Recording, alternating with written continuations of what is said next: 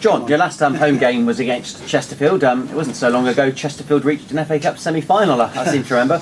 What are your ambitions when you're a League Two side starting an FA Cup campaign? Is it just to win your next game? No, the bottom line I think for us at the moment are that we win the first 2 games in the FA Cup and then we get drawn away at Old Trafford.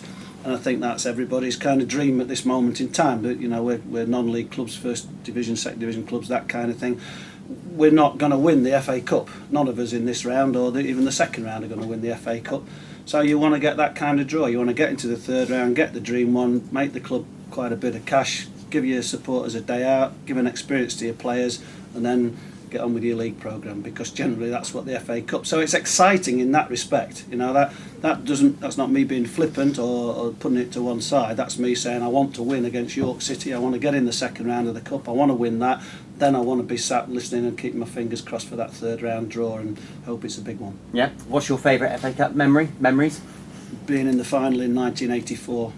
But that's too long ago for me to recall for you guys anyway. With Elton John crying. Yeah, Watford and Everton. So yeah, it was special. It was excellent. It was a really good situation and an exciting run for a club like Watford at that particular time. Even though it's a heck of a long time ago, it still sticks in the memory. And you can't get any further than the final, can you? So it was pretty good.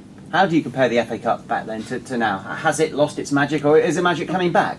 Well, I've been asked this question earlier in the week, and I think it's coming back. I think if you look at the other cup competition, the Capital One Cup, then the teams that are in that last 8, they're all big clubs. They're all big people in there trying to win that competition.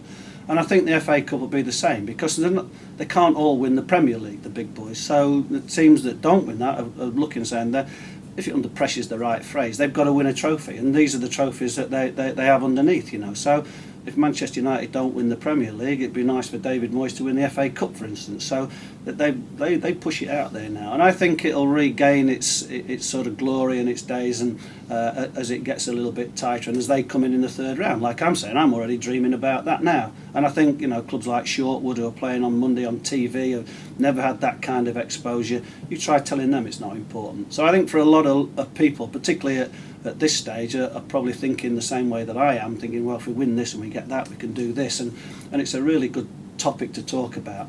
And I also think the big boys are getting more and more interested in winning competitions, because it's kind of important for them. After a fantastic result at Oxford, how do you approach this game, a home game? As solid as we can. I've never lost my or our concentration or our work ethic and the way we've gone about it in the period prior to that, where we weren't winning games. So we've kept a pretty even keel on everything that we've done. The last 2 games have brought us 4 points against top 3, top 4 teams, and Oxford were top of the league last week when we beat them.